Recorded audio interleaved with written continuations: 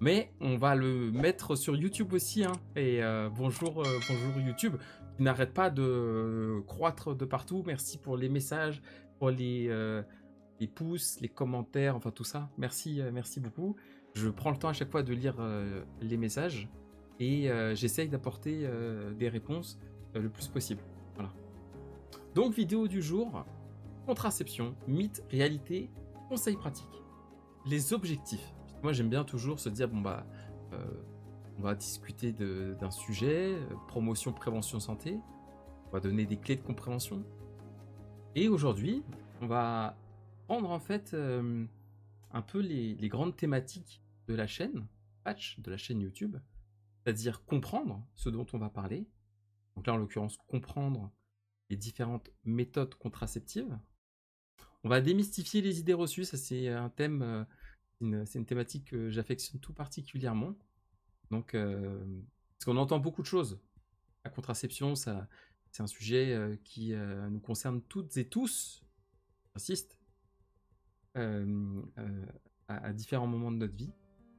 Et on entend des choses ça et là sur les implants, ça serait dangereux, ou je sais pas, ou les pilules, ça protège des IST, ou enfin des choses comme ça.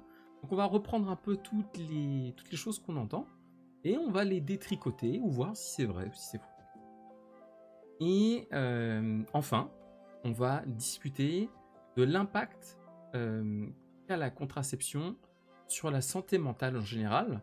Et je ferai un petit laïus, un petit point particulier, un petit focus sur la contraception masculine et sur, en particulier, le besoin de mobiliser les hommes dans cet enjeu de santé. Voilà. Qui est, hélas, reporté uniquement par les femmes. Donc voilà un peu les objectifs du live. Ah, je vous ai structuré. Ça rigole pas. Hein. Aujourd'hui, j'ai structuré. Ça ne rigole plus du tout. Hein. Donc on a un plan. On va faire un tout petit peu de physio, juste pour qu'on... Vraiment de physio initiale. Pour qu'on revoie toutes et tous les bases. Contraception 101. Donc aux États-Unis, enfin aux États-Unis en tous les cas, quand on dit 101, c'est le premier cours. C'est les bases. Donc ensuite on enchaîne avec contraception 101. Quelles sont les bases de la contraception? Ensuite, on attaquera les mythes et réalités, ce que je vous disais tout à l'heure.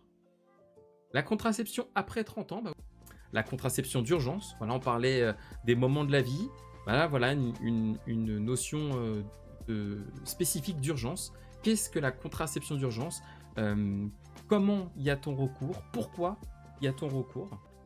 Contraception et santé mentale, c'est ce que je vous disais tout à l'heure, l'impact que ça a sur la santé mentale. Et contraception et les hommes. Ben oui, messieurs, et je m'inclus dedans, hein, on est concernés. Et beaucoup d'entre nous l'oublions parfois. Mais non, on est concernés à plus d'un titre. Et pas simplement par des protections mécaniques complexes, mais c'est important de savoir de quoi on parle. Donc cycle menstruel et fécondation. Bon, de la physio, on va dire élémentaire, ok? Le cycle menstruel est découpé en deux phases, la phase folliculaire et la phase lutéale. Ces deux phases sont séparées au 14e jour par l'ovulation. De manière très concrète, au cours de la phase folliculaire, ce qu'il faut savoir, c'est que on a une hormone, FSH, qui va stimuler les follicules ovariens. Qu'est-ce que c'est qu'un follicule ovarien? De manière très simple, c'est un agrégat de cellules, donc c'est plein de cellules sphériques dans les ovaires et qui vont contenir l'ovocyte, donc l'ovule, pour pouvoir être relâchés. Donc dans la période folliculaire, on va avoir une hormone, FSH, qui va stimuler nos follicules ovariens pour permettre la production et la production d'un ovule mature et qu'il puisse être relargué ensuite. La période de la phase folliculaire varie.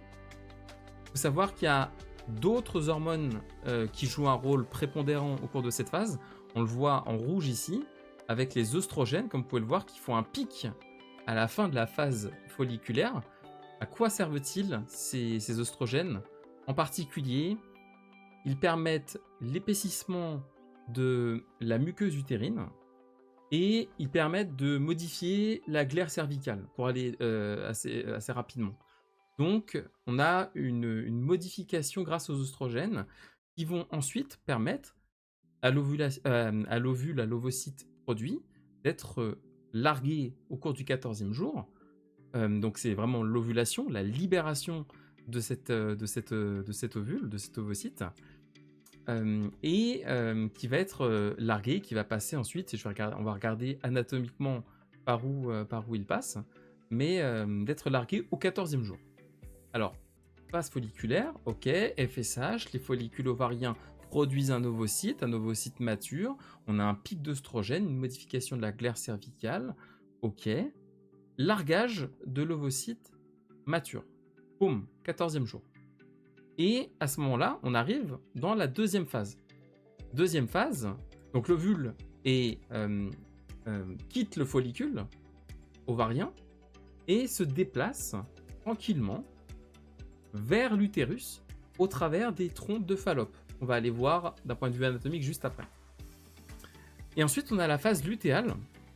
La phase lutéale, c'est la phase qui commence au moment, on va dire, qui commence à l'ovulation, juste après l'ovulation, et qui se termine avant la période de menstruation, donc la période des règles. On a cette phase-là, cette phase lutéale, et au cours de cette phase, on va avoir différentes hormones, vous les voyez, notamment la progestérone qui va faire un pic important, on va avoir un rebond des œstrogènes également. Et le but principal de cette phase lutéale, ça va être de préparer ce qu'on appelle le corps jaune, qui est en réalité la préparation de la muqueuse utérine pour qu'il y ait une éventuelle nidation, c'est-à-dire que l'œuf, la cellule œuf, l'ovocyte qui aura été fécondé à l'intérieur d'une trompe de Fallope, puisse se déplacer et arriver jusqu'au col de l'utérus, où il pourra, au niveau de l'endomètre, où il pourra y avoir une nidation de l'œuf fécondé. Si il n'y a pas d'œuf fécondé, à ce moment-là, toute la muqueuse qui s'est épaissie, qui a été créée au cours de ces phases, eh bien, va se desquamer, va se détacher, et c'est ça qui produit les règles en fait. La période menstruelle, c'est exactement ça, c'est-à-dire que au cours de ces 28 et quelques jours, entre 24 et 38, mais on va dire 28 jours pour aller en cycle moyen, au cours de ces 28 jours, s'il n'y a pas eu de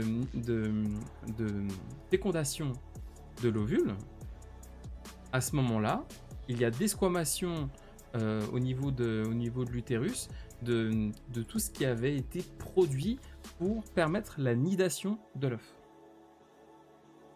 Et c'est ça de manière très concrète. De manière très concrète, ici, on a un ovaire qui, au cours de sa phase folliculaire, donc phase initiale, de par la production de l'hormone FSH, va stimuler le follicule ovarien jusqu'à nous produire un ovocyte. On verra ici, là, cette petite bille bleue. Un ovocyte qui va passer ensuite, une fois qu'il sera mature, va passer, donc au 14e jour, ovulation, va passer dans la trompe de Fallope. Dans le même temps, s'il y a rapport sexuel non protégé, il peut y avoir passage de spermatozoïdes par la vulve, le vagin, etc. Et donc, l'idée, c'est que le trajet des spermatozoïdes là est ascendant et la fécondation de l'ovule aura lieu au cours de son trajet dans la trompe. J'explique tout ça parce que chacun des moyens de contraception va avoir soit un rôle mécanique d'empêcher les spermatozoïdes d'avancer, soit un rôle hormonal pour empêcher une des phases dont on a discuté, soit encore un autre rôle mécanique pour bloquer les ovocytes. Voilà, on va s'intéresser à la contraception. Qu'est-ce que c'est? Parce que c'est quand même le thème. Je pense que c'était important de commencer avec la physio, mais on va quand même discuter du sujet maintenant. Donc la contraception. La contraception, par définition, c'est ce qui permet d'éviter une grossesse non désirée lors d'une relation sexuelle. Aujourd'hui, je parlerai du cas de la France, mais c'est dans le monde, c'est assez partagé.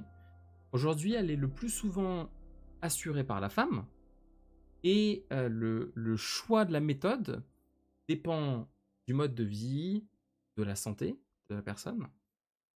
La prescription est réalisée par un professionnel de santé. Ça peut être un médecin, ça peut être une sage-femme. Et concernant la contraception masculine, elle est actuellement peu développée et elle repose principalement sur 2 méthodes: les protections mécaniques type préservatif et la vasectomie, qui elle est radicale. Comment réfléchir aux méthodes de contraception? Bah, comme je vous le disais juste avant, puisqu'on a regardé les différentes étapes, on va pouvoir essayer d'agir à différents niveaux. Est-ce qu'on veut agir au niveau du col de l'utérus par modification de la glaire, par exemple? Et à ce moment-là, on pourra... Ou alors, est-ce qu'on veut faire barrage au passage des spermatozoïdes? Et à ce moment-là, on pourra utiliser des méthodes barrières. Est-ce qu'on veut agir sur l'endomètre en lui-même, anatomiquement? Et à ce moment-là, on pourra utiliser des stérilets ou des DIU, donc des dispositifs intra-utérins. Est-ce qu'on veut agir sur les trompes dont on a discuté juste avant? Et auquel cas, on peut envisager une stérilisation tubaire. Est-ce qu'on veut agir sur l'ovulation en tant que telle? À ce moment-là, il y a des contraceptifs œstroprogestatifs ou progestatifs, puisque vous avez vu les différentes courbes hormonales qui permettent les différentes phases. Et en fait, chacun de ces moyens de contraception sur lesquels on va revenir, hein, chacun de ces moyens de contraception a une efficacité théorique propre qui est connue, mais par contre, il peut y avoir un delta important entre l'efficacité théorique et l'efficacité pratique observée, qui est nettement diminuée en fonction, par exemple, des oublis, des erreurs, des mésusages des moyens de contraception. Et donc, en fonction de tout ça, on peut avoir des écarts entre l'efficacité théorique et l'efficacité pratique. Donc à chaque fois, je vous montrerai les deux. Mais on en reparlera un peu plus tard. Donc il y a un panel de méthodes possibles. Quand on regarde le détail et la distribution, et qu'est-ce qu'on voit? Déjà, premièrement, on constate que 92% des femmes en âge de procréer qui ne désirent pas de grossesse utilisent un moyen de contraception. Ensuite, quand on regarde le détail, on voit que les modes, les possibilités varient beaucoup. Chacune va avoir aussi des bénéfices autres. Par exemple, je vous parlais tout à l'heure des préservatifs. Des préservatifs masculins ou féminins, mais les préservatifs protègent des infections sexuellement transmissibles. On a des contraceptifs hormonaux qui peuvent avoir un impact positif sur les règles douloureuses qui pendant très longtemps n'ont pas été suffisamment prises en compte. On peut aussi avoir des contraceptifs hormonaux qui auront un impact significatif sur des symptômes d'hyperandrogénie, donc par exemple l'acné. Donc, en plus du côté contraceptif, chacun de ces dispositifs peut avoir des effets bénéfiques complémentaires. Et j'ai pris les 4 premiers. Simplement en disant, les pilules, il y en a différents types, on a vu progestatif, ostroprogestatif, qui d'apparence sont simples d'utilisation, qui nécessitent une prise quotidienne.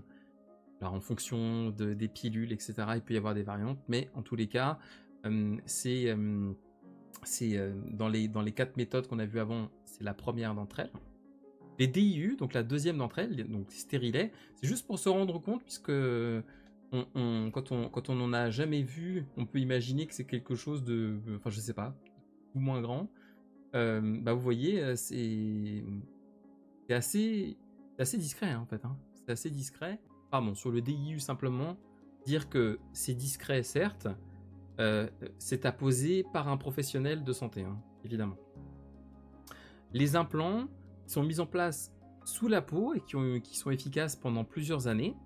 Et les préservatifs, j'ai mis préservatifs masculins et féminins, juste là, pour dire qu'ils sont qui protègent en complément des grossesses non désirées, qui protègent notamment des IST, donc des infections sexuellement transmissibles.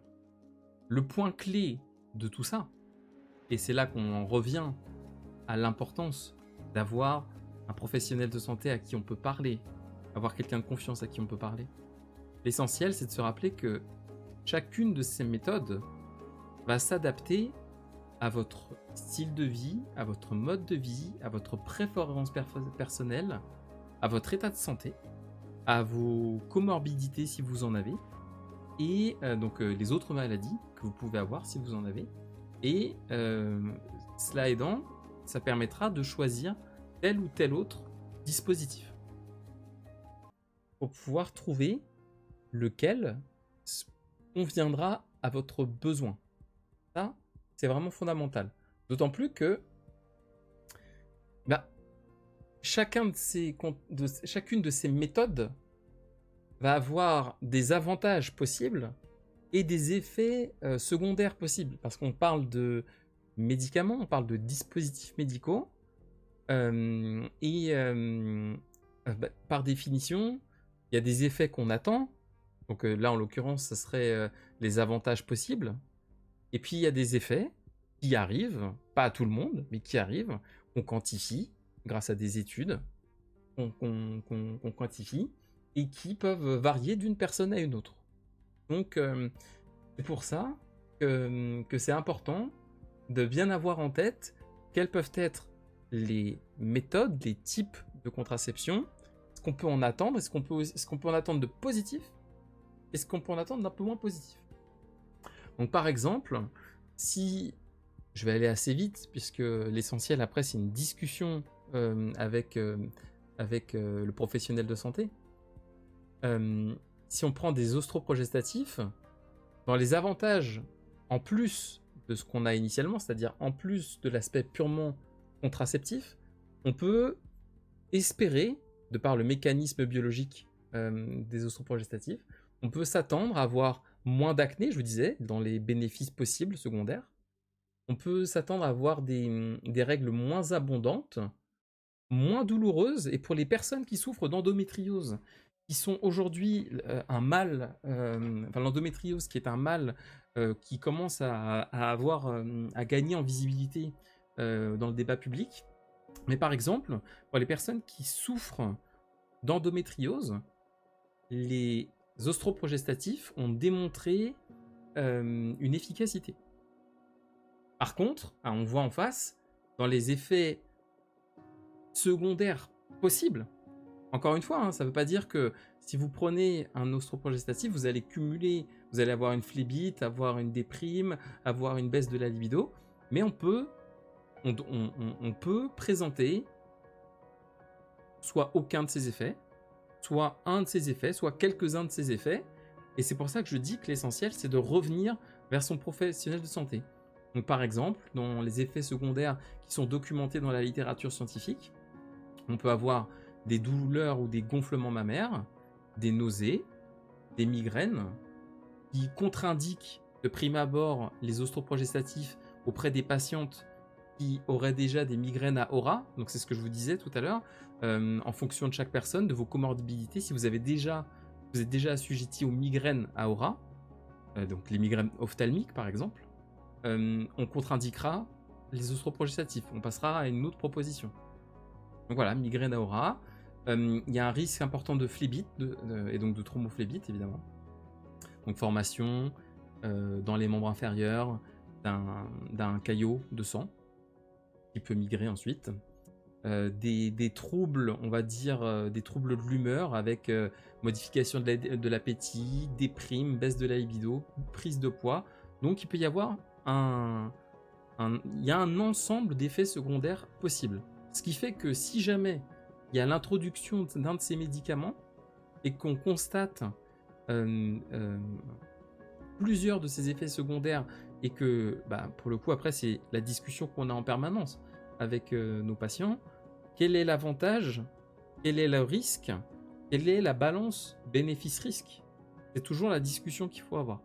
Donc, il existe des patientes pour lesquelles qui arrivent, qui se présentent parce qu'elles ont des règles abondantes et de l'endométriose, pour lesquelles on met en place un ostroprogestatif, puisque ça soulage, que cet ostroprogestatif, soulage l'endométriose et les métrorragies, et qu'en plus il n'y ait pas d'effets secondaires associés. Ça existe. C'est pas si rare. Voilà.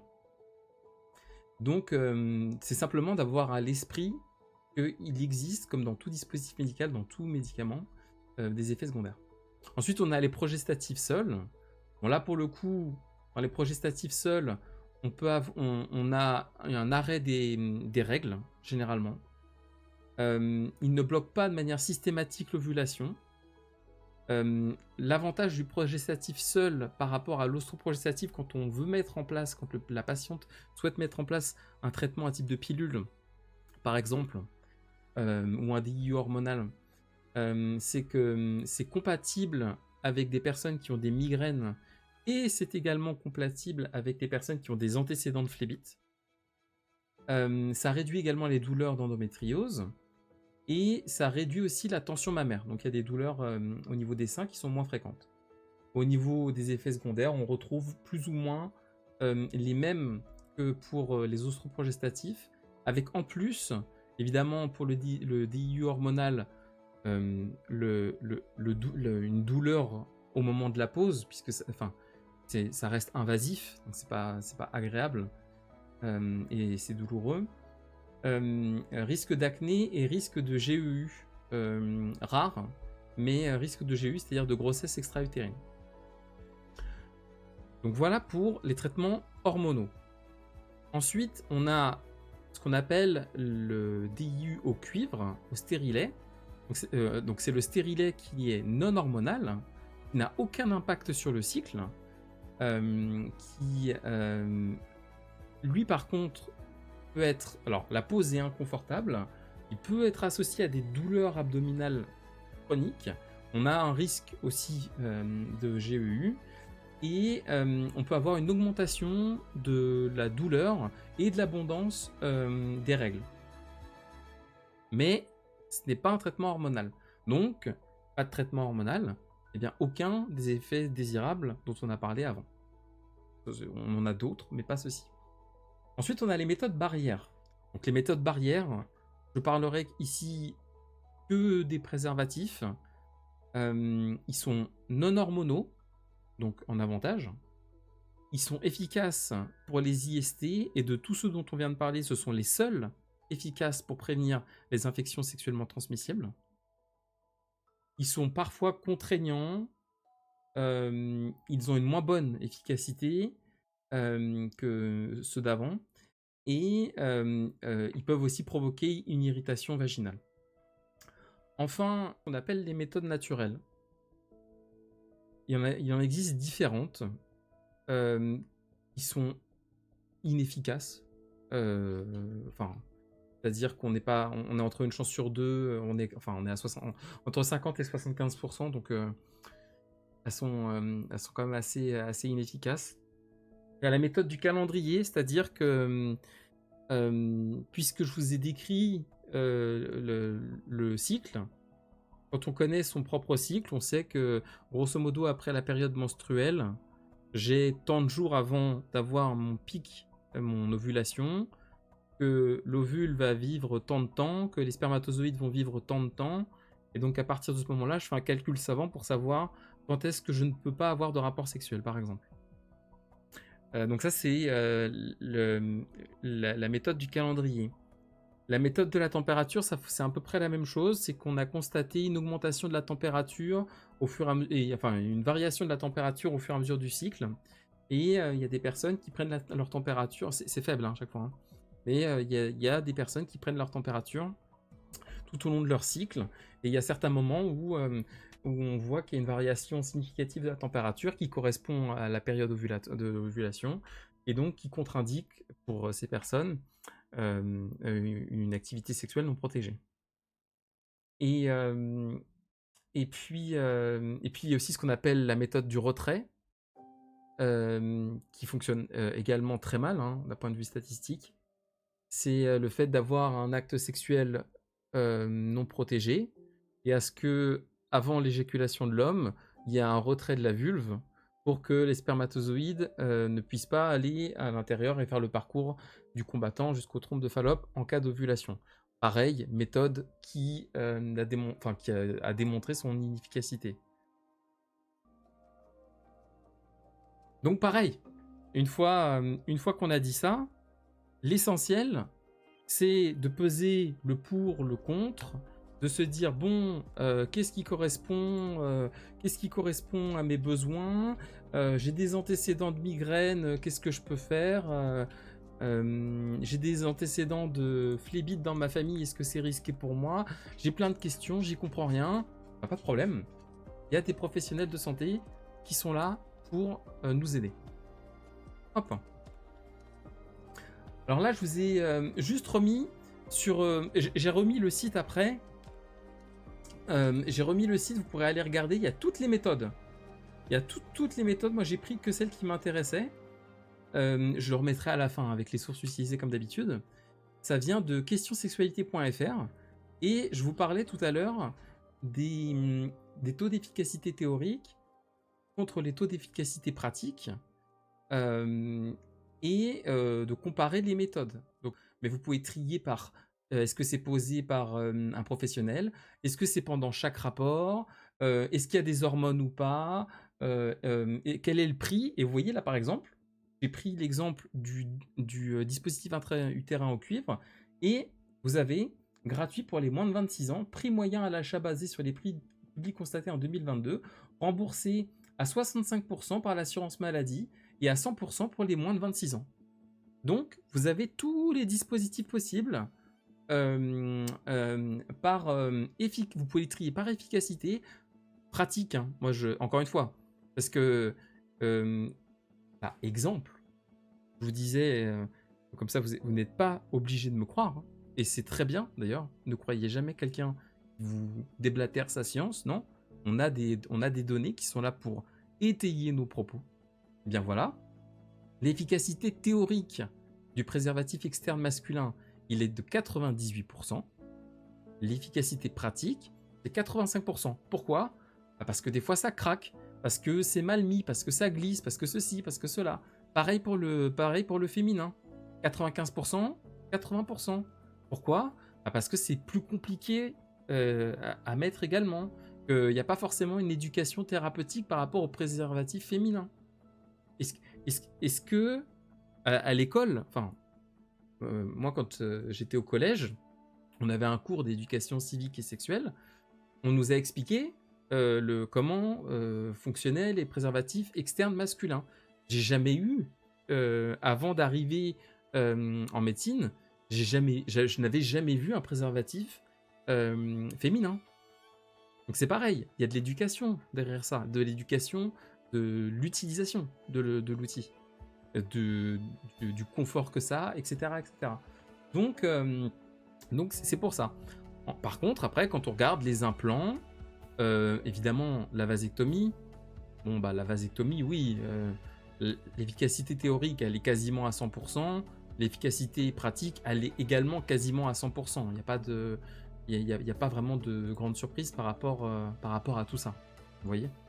Donc, c'est intéressant. Je vous ai remis le site en bas. Il sera à la fin de la présentation et vous pourrez regarder à utiliser chaque rapport. Vous voyez, l'implant, une fois tous les 3 ans. Contraception définitive, à vie. Le DIU hormonal, une fois tous les 5 ans, ça coûte 112 €. Là, si j'étais sur le site, À combien est-ce que c'est pris en charge? Je sais plus si c'est 66 ou si c'est 85%. Etc., etc. Vous pouvez tout regarder comme ça. C'est assez intéressant quand même. Et toujours pareil. Moi, je vous donne des clés. Je vous donne des clés de réflexion. Je vous donne des clés de compréhension. Mais je ne suis pas gynécologue. Je ne suis pas votre gynécologue. Le plus important, en fonction de votre situation, etc., c'est de rencontrer de professionnels de santé. Moi, je vous donne de l'information vérifiée, vérifiable. Vous pouvez aller regarder. Je vous donne de l'information. Mais pour des choix, pour des questions précises, il faut aller en discuter avec des personnes spécialisées. Dans les questions fréquentes qu'on a, on y a déjà un peu répondu. Hein. Dans les questions fréquentes, on a la pilule protège-t-elle contre les IST? Bon, bah, réponse est non. Est-ce qu'elle est fiable à 100%? On vient de voir que pas tout à fait. Parce qu'en réalité, le message qu'il faut avoir à l'esprit, c'est de se dire que jamais n'est efficace parfaitement à 100%. Le 100% en médecine, ça n'existe pas. Voilà, ça n'existe pas. Il y a aucun moyen de contraceptif n'est efficace vraiment à 100%. Le préservatif féminin peut-il être mis en place plusieurs heures avant le rapport sexuel? Les préservatifs sont fiables à 100%. Ça, on a dit que non, évidemment. Est-ce qu'il est possible de se procurer gratuitement des préservatifs? Y a-t-il un risque, très intéressant, y a-t-il un risque de grossesse et d'infection sexuellement transmissible, même sans éjaculation, en cas de rupture de préservatif? Là, je vous en ai repris quelques-unes. Il y en a 50. Ça, c'est le site des étudiants de Sage-Femme de France. 50 questions sur la contraception avec les corrections. Je n'en ai repris que quelques-unes. En l'occurrence, est-ce que le préservatif féminin peut être mis en place plusieurs heures avant le rapport sexuel? Oui, c'est le cas, jusqu'à 3 heures avant. Et il faudra impérativement le retirer et bien le retirer, savoir comment le retirer, comme on le fait pour un préservatif masculin par ailleurs. Est-ce qu'il est possible de se procurer gratuitement des préservatifs? Oui. Voilà quelques lieux où on peut s'en procurer gratuitement. Des services universitaires de médecine préventive, des services de promotion de la santé, des services universitaires de la santé, les infirmeries scolaires, les centres de planification et d'éducation familiale, le planning familial, et ils peuvent être aussi distribués lors de différents événements, lors de plein d'événements. En plus, il y a aussi le côté de moins de 26 ans, vous savez, le moins de 26 ans, il y a une accessibilité gratuite, on en parlait tout à l'heure, dans les pharmacies. Dernière question que j'ai reprise là, hein, mais je vous dis, hein, il y en a 50 si vous voulez, sur le site ici, il y en a 50 sur la contraception. S'ils seront, le préservatif, est-ce qu'il y a un risque d'IST et de grossesse? Même lorsqu'il n'y a pas encore eu éjaculation. Mais oui, parce qu'il y a un liquide qui est sécrété en permanence par la verge avant l'éjaculation et que ce liquide, il peut contenir quelques germes et spermatozoïdes. Alors pas les millions au moment de l'éjaculation, mais il peut en contenir un petit peu et que ça peut être suffisant pour alors favoriser une IST bien sûr, mais ça peut être suffisant même pour une grossesse. Mythe et réalité, puisque ça c'est un thème que je trouve important. D'autant plus que, c'est ce qu'on se disait, ça concerne beaucoup de personnes, ça nous a tous, ou ça nous concerne tous, plus ou moins à un certain moment de notre vie, ou nos proches, et on peut entendre beaucoup de choses. Donc, mythe et réalité, l'objectif démystifier les idées reçues. On est pris encore une fois que quelques-unes. Démystifier les idées reçues. Première idée, les pilules contraceptives sont nocives pour la santé à long terme. Ça, c'est quelque chose qu'on entend beaucoup. En réalité, toutes les études scientifiques actuelles tendent toutes à démontrer qu'il n'y a pas de danger à une utilisation prolongée des contraceptifs, des pilules contraceptives, donc hormonales, et qu'en plus de ça, ces contraceptifs sont soumis à des tests et à des réglementations une extrême rigueur pour en garantir la sécurité. Donc non, ce n'est pas exact que de dire qu'à long terme, les pilules contraceptives sont nocives pour la santé. Non, ça c'est un mythe complet. Je vous ai dit qu'il pouvait y avoir des effets indésirables. Je suis pas en train de vous dire qu'il n'y a aucun risque. Je suis en train de dire, attention, ça n'est pas nocif à long terme. Les pilules contraceptives provoquent une prise de poids. Alors, la prise de poids, ça c'est le truc qu'on entend tout le temps. Ça c'est le truc, c'est le truc qui inquiète, et c'est normal. C'est quelque chose qui inquiète puisqu'il y a un retentissement sur le corps, etc. Bon, de la même manière, il peut y avoir des fluctuations de poids mineurs à l'installation du traitement, étant donné qu'il s'agit d'un traitement hormonal, mais une fois que le traitement est pris et qu'il est régulé, à ce moment-là, on constate qu'on a un maintien, on a un retour à son poids de base et on a un maintien de son point de base avec une activité une physique adaptée, une alimentation saine, etc. C'est-à-dire qu'on va en effet ressentir initialement, éventuellement, une modification marginale de son poids, mais on va pas prendre 25 kilos et ne plus jamais les perdre. Non. Donc, c'est inexact que de dire, à cause de ma pilule contraceptive, je prends 35 kilos et je ne peux pas les perdre. Non.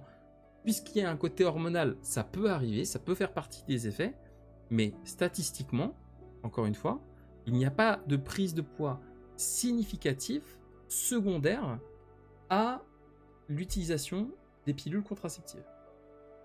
Voilà. Ça, c'est le deuxième effet qu'on entend beaucoup.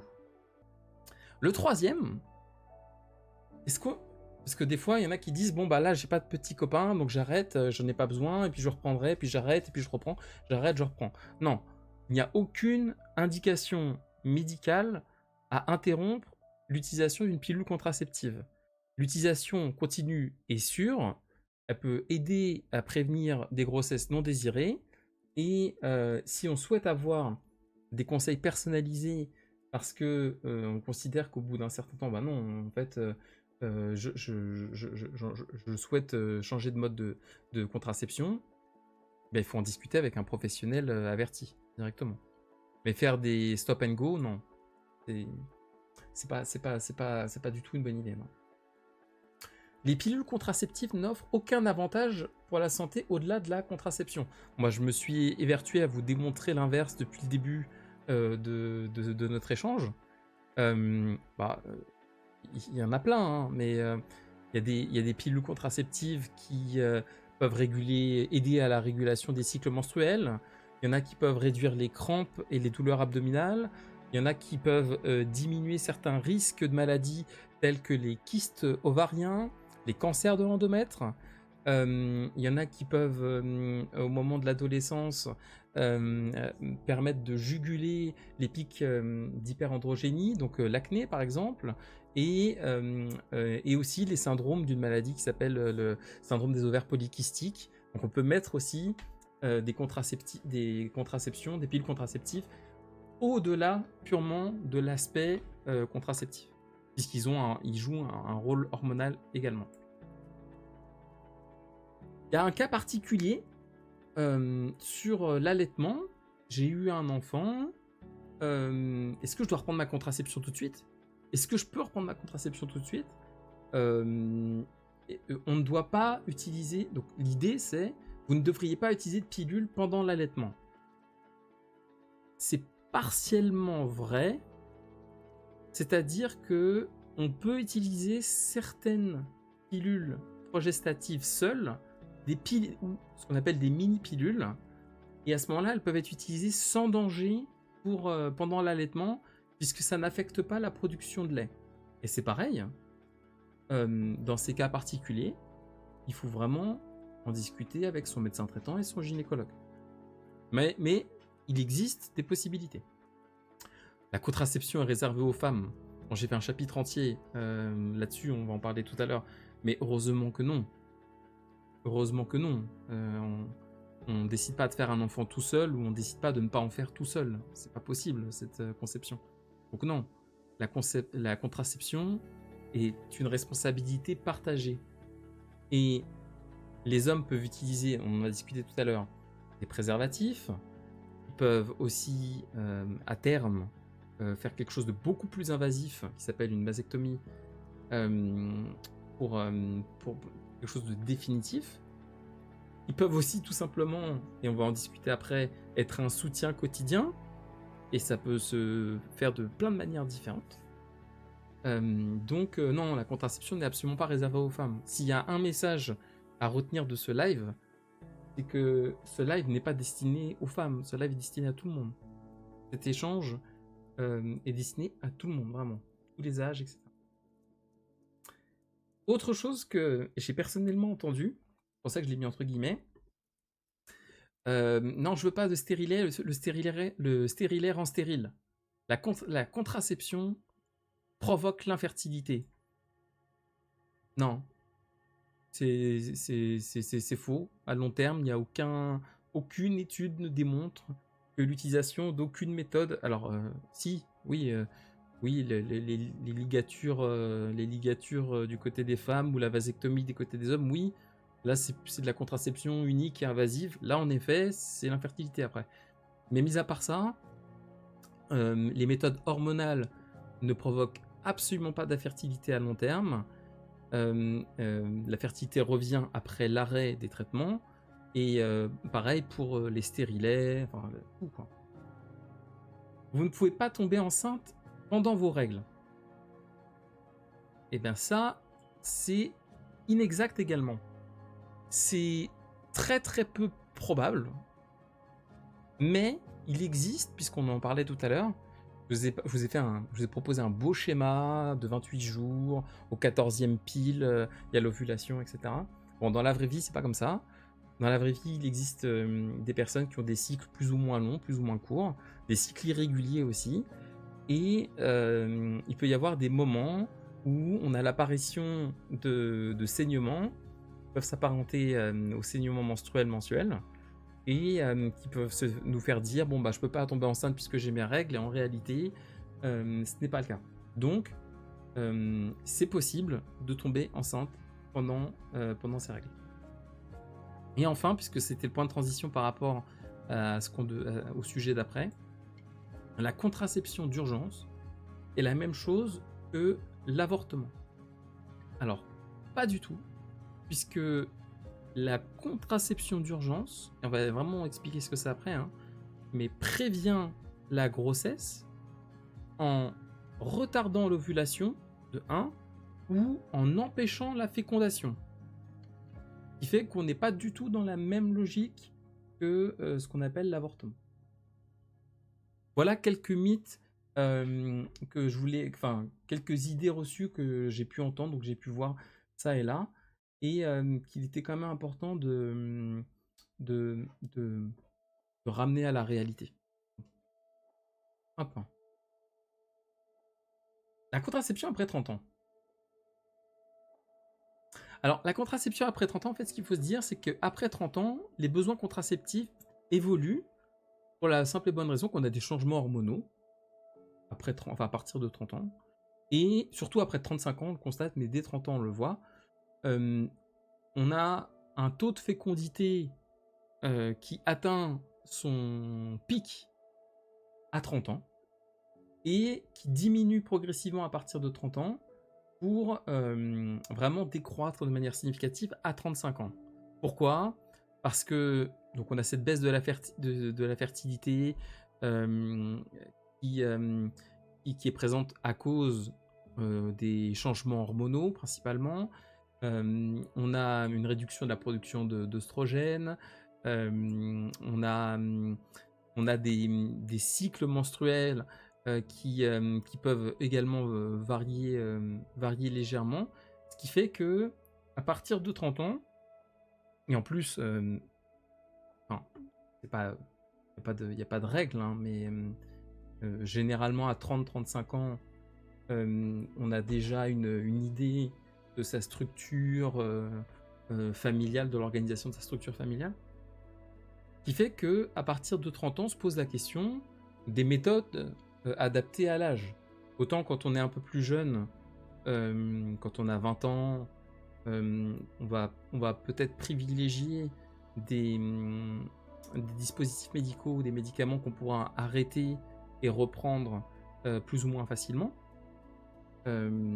Et à partir de 30 ans et 35 ans, en fonction de notre situation personnelle, il existe d'autres options qui vont peut-être nous sembler plus en adéquation par rapport à nos projets personnels et à nos projets familiaux. Bon, j'ai repris une expérience donnée par une patiente, mais l'idée, c'est de se dire que à partir de 30 ans, on peut continuer avec toutes les autres méthodes dont je vous ai parlé depuis le début, hein. Mais à partir de 30 ans, si la personne est dans une situation où elle ne veut pas d'enfant et elle veut quelque chose une proposition durable avec le moins de complications possible, à ce moment-là, un professionnel de santé peut être amené à lui proposer peut-être davantage un dispositif intra-utérin ou un implant qu'elle va garder plus longtemps, une contraception hormonale qu'on préconisera plutôt à quelqu'un de jeune qui pourra l'interrompre au moment où elle décidera, si elle le décide un jour, d'avoir un enfant. Donc voilà, et, témoignage, c'est anonymisé, hein, Claire, 34 ans. Après 30 ans, j'ai commencé à me poser des questions sur ma contraception. Je voulais quelque chose de pratique, sans avoir à y penser tous les jours. Ça, on en parlera tout à l'heure. J'ai opté pour un DIU après avoir consulté mon gynéco. C'était la solution idéale pour moi. Contraception à long terme, sans hormones, efficace. Elle a pris un stérilet à cuivre. En plus, je n'avais plus à me soucier de prendre la pilule tous les jours. Ce choix m'a permis de me sentir plus sereine et d'être plus flexible dans mes projets, que ce soit professionnels et familiaux. Donc voilà. L'idée, c'est de se dire que, c'est ce que je vous disais tout à l'heure, est-ce que si j'étais gynécologue, est-ce que si je vois pour la première fois une jeune fille de 17 ans qui est pleine d'acné, etc., est-ce que je vais lui proposer un implant pour 5 ans? Peut-être pas. Mais une femme de 30 ans qui expose sa situation, je sais pas hein, si elle a, est-ce qu'elle a déjà des enfants, je connais pas toute sa vie, mais on adapte, c'est ce qu'on disait tout à l'heure, on adapte en fonction des besoins. Et donc justement, à partir de 30 ans, on a cette possibilité, on connaît la physiologie, je vous ai dit, il y a ce pic de fécondité qui arrive, on est parfaitement au fait de tout ça, et donc on peut proposer peut-être des solutions de plus longue durée qui sont tout aussi efficaces et qui ne nécessitent pas autant d'organisation quotidienne, par exemple. La contraception d'urgence. Alors ça, c'est ultra important. Ouais, ok. Donc, la contraception d'urgence, que faut-il savoir? Déjà, il faut savoir sa définition. Qu'est-ce que c'est que la contraception d'urgence? La contraception d'urgence, c'est la méthode utilisée après un rapport sexuel non protégé ou en cas d'échec du contraceptif. Exemple, craquage du préservatif. La capote qui craque égale un bébé. Ou alors ah mince, aïe, je sais plus où j'en suis. J'ai oublié ma pilule, ou alors ah oui, j'ai sauté 2 jours. Ah, on est je sais plus où j'en suis. Donc contraception d'urgence, toujours en se rappelant, moi j'aime bien ce petit dessin là, se dire que s'il y a eu un oubli, s'il y a eu un doute sur le préservatif, quelle que soit la situation, souvenez-vous bien qu'il y a cette petite armée, s'il y a eu rapport sexuel non protégé, et cette petite armée qui dit « Soyez prêts les gars, il y a une brèche, le sujet a oublié sa pilule, je répète, le sujet a oublié sa pilule. » Parce que sur une éjaculation, il y a des millions de spermatozoïdes qui partent. Qu'est-ce que c'est? Contraception d'urgence. Ça vient du ministère de la Santé. Absence de contraception. Déchirure du préservatif. Oubli de pilule. Décollement du patch, si on a un patch hormonal. La contraception d'urgence est une méthode de rattrapage qui permet de faire face à une situation de risque pour éviter une grossesse non désirée.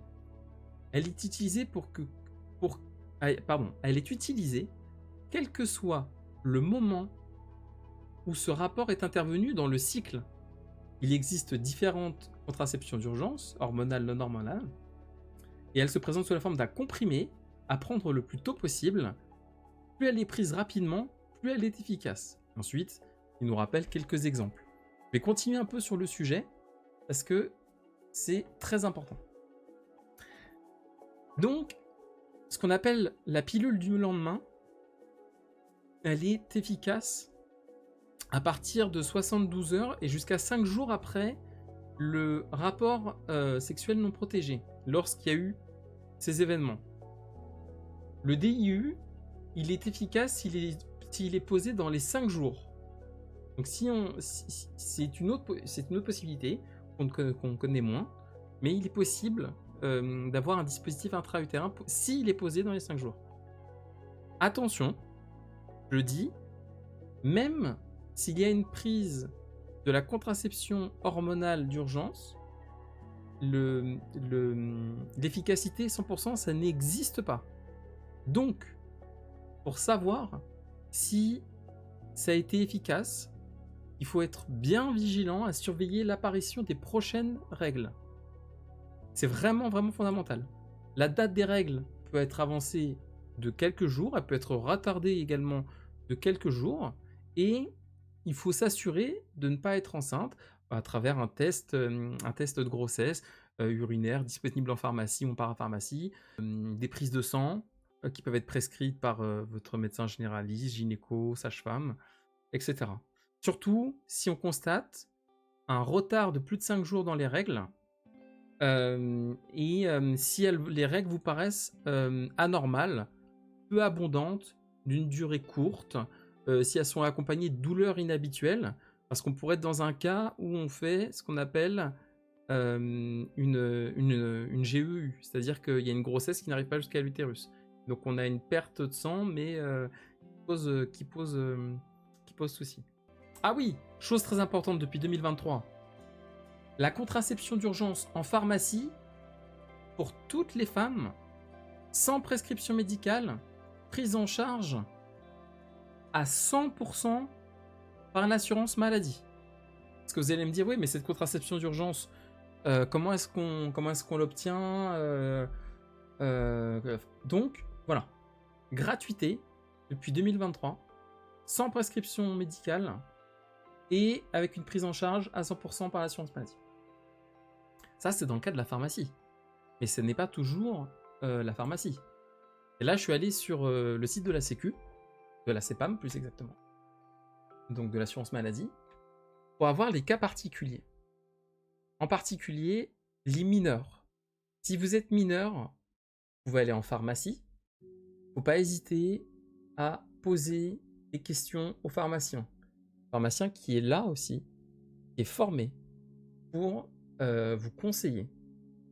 Si vous êtes mineur et que vous avez peur et que vous ne savez pas vers qui vous orienter, il y a l'infirmière scolaire aussi, au collège et au lycée, parce qu'on peut avoir peur d'en discuter avec ses copains-copines, on peut en avoir peur de discuter avec sa famille, il peut y avoir beaucoup de choses, donc il peut y avoir une vraie anxiété derrière ça. Il y a une infirmière scolaire qui est présente. Il y a aussi les centres de santé sexuelle. Il existe aussi tous les centres d'information.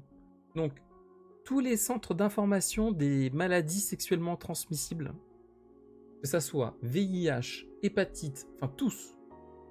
Si vous allez dans un de ces centres, vous trouverez toujours quelqu'un pour vous orienter. Alors, ce ne sera pas forcément cette personne directement qui vous prendra en charge, mais qui aura un degré d'information ou qui aura à proximité quelqu'un qui aura un degré d'information par rapport à la problématique.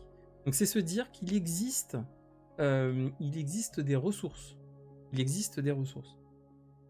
Si vous êtes étudiante, majeure ou mineure du coup, si vous êtes étudiante, on peut obtenir gratuitement et anonymement dans le service universitaire auprès donc ce qu'on appelle le SUMPS, mais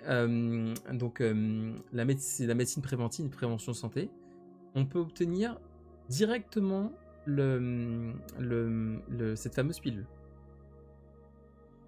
Pour les majeurs, je vous expliquais pour la pharmacie, l'infirmière scolaire, bon bah là ça concerne plus vraiment les majeurs.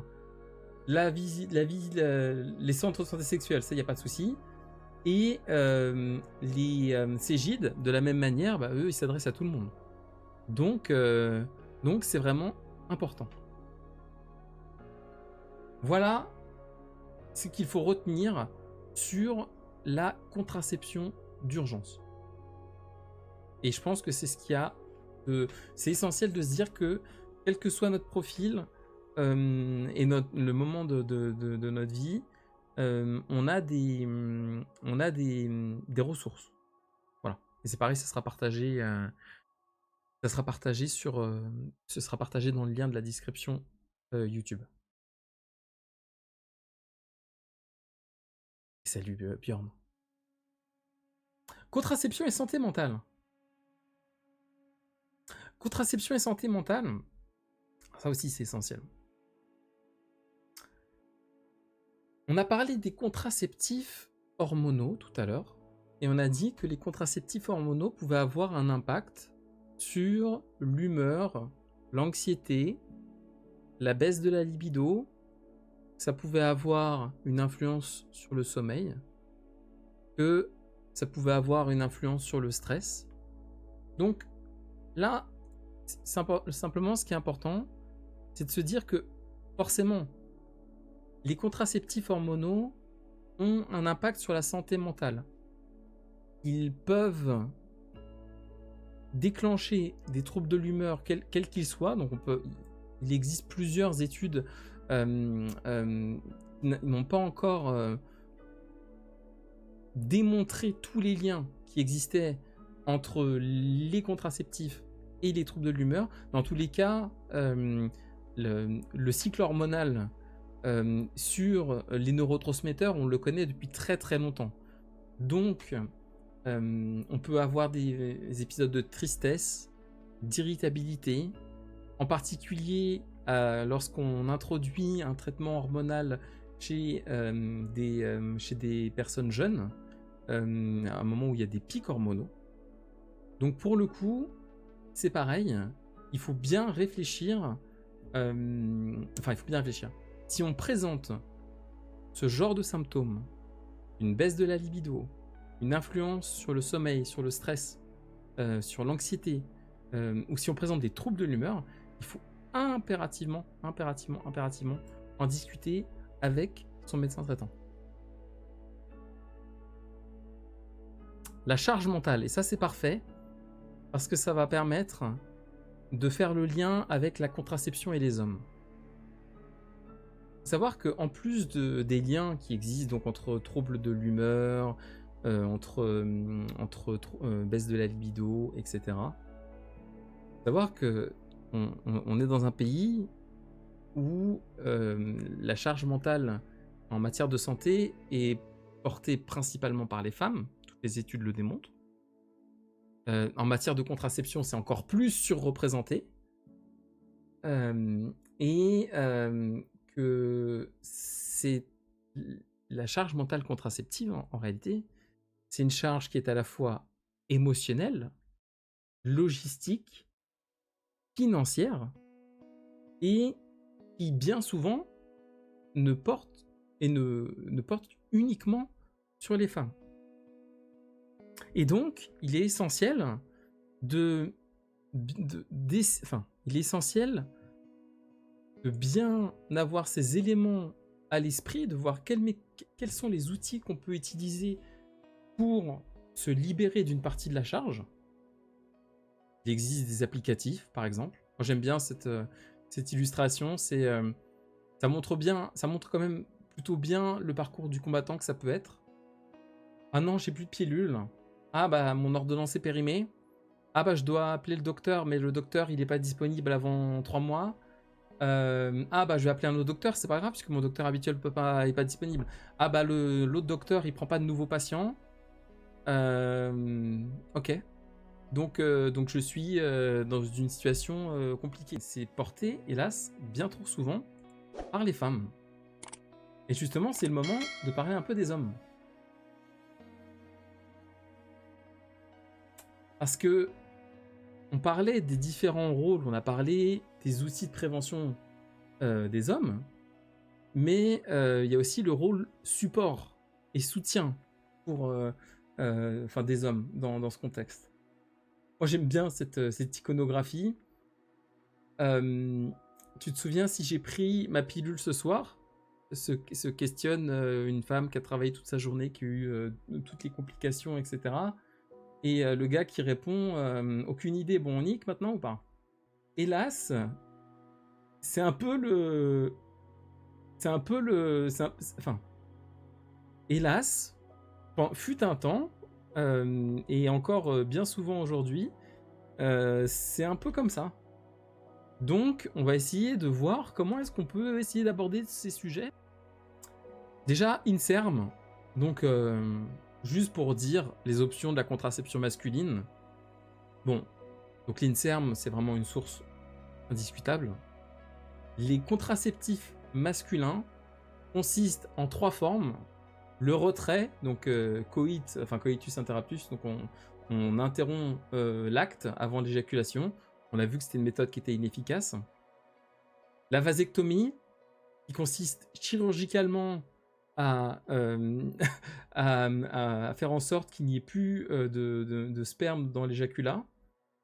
Et le préservatif masculin, dont on a parlé de la différence entre l'aspect théorique et l'aspect pratique. Donc les moyens, les options sont assez peu développées. Il en existe d'autres. Pour celles et ceux que ça intéresse, le site, je le mettrai à la fin. Vous pourrez aller d'en voir plus, on va dire. Et il existe aujourd'hui des recherches sur différentes choses pour compléter ces 3 options qui fonctionnent, à part la vasectomie, qui fonctionnent assez mal. Bon, on va dire que d'un point de vue neutre, le bas niveau de cette participation à la contraception, puisque en rapport, juste pour vous donner une idée, hein, la contraception repose à 73% sur les épaules des femmes, au travers notamment des pilules, etc. Et à 27% pour les hommes, au travers de préservatifs, vasectomie et méthode du retrait. Ça, c'est à peu près la proportion. Maintenant, pour l'expliquer de manière neutre, d'un point de vue biochimique et biologique, on a encore une mauvaise compréhension des mécanismes et de la maîtrise des mécanismes de la production des spermatozoïdes par rapport à nos connaissances sur le fonctionnement des ovaires. Ça c'est pareil, savoir pourquoi est-ce qu'on a un retard de connaissances sur le sujet, mais je pense que... moi j'ai ma réponse. Et la deuxième chose, et cette fois-ci qui est beaucoup plus pragmatique, c'est que lorsqu'on va empêcher une ovulation, on va empêcher le relargage d'un ovule, ou des fois 2 ovules, ça arrive. Alors que lorsqu'il y a un éjaculat, ça bloque, il faut trouver un mécanisme qui bloque des millions de spermatozoïdes. Parce que par éjaculation, il y a des millions de spermatozoïdes. Donc on ne parle pas de la même échelle, et donc pas forcément des mêmes mécanismes. Il y a des tentatives de contraception hormonale masculine qui associent un progestatif à de la testostérone. Il a été testé. Il a montré son efficacité, dans le sens où il a montré ce qu'on appelle une azospermie, donc une absence de production de spermatozoïdes, dans 90% des cas après 2 mois d'utilisation. Donc à ce stade, on a un médicament qui a une combinaison hormonale qui permet une suppression de 90% des spermatozoïdes. Cependant, on n'a pas le recul nécessaire pour pousser la commercialisation de ces types de contraceptifs. Donc voilà, et à l'heure actuelle, il y a des craintes sur les effets secondaires, parce qu'on n'a pas encore le recul qu'on a sur les pilules progestatives et ostroprogestatives. Donc ça, ce sont les options. Et ça, c'est ce qu'il y a sûrement de plus essentiel sur la participation des hommes à la contraception. L'importance dans la contraception, c'est ce que je disais tout à l'heure. On ne fait pas un enfant tout seul. On ne décide pas de ne pas en faire tout seul. Donc à partir du moment où on est deux, il faut en discuter. Et il faut aussi, quand on ne veut pas en faire, il faut aussi en discuter et discuter de tout ce que ça implique. Donc il faut pouvoir avoir une discussion ouverte, informée, et donc sur la contraception, et envisager un partage de la responsabilité. Alors, une fois que j'ai dit ça, c'est un beau programme, mais me dire comment est-ce qu'on fait. Bon, en fait, c'est réussir à sensibiliser des personnes qui parfois ne se sentent pas concernées du tout alors qu'elles sont très proactives par ailleurs sur tout ce que ça représente.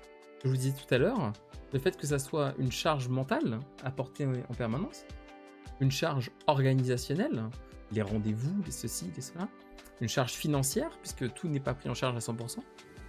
Et donc, il faut réussir à établir avec son partenaire une communication respectueuse où on va déjà de manière ouverte et bienveillante essayer de discuter des pratiques, de ce qui existe, de ce qu'on peut préférer, de quelle est la meilleure méthode qu'on veut adopter et qu'est-ce que ça implique concrètement.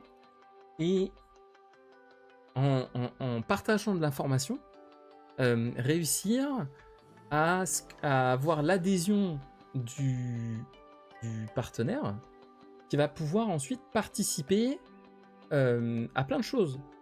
Il va pouvoir participer, déjà il aura compris qu'on ne sera pas dans le premier cas de figure de j'ai oublié ma pilule, ah oui, on nique. Non, on ne sera plus dans la même chose. On sera sur une compréhension de ce qui se passe. Et donc de tout ce que ça implique au quotidien pour avoir une vie de couple épanouie, une vie sexuelle épanouie, etc. etc.